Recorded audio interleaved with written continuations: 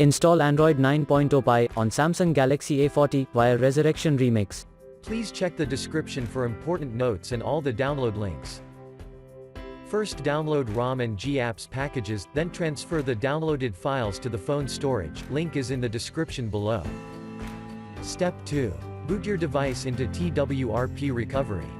Once in TWRP, click on Wipe, Advanced Wipe, and select the check boxes, as shown in the image, excluding internal storage. Step 4. Swipe the button to wipe the device.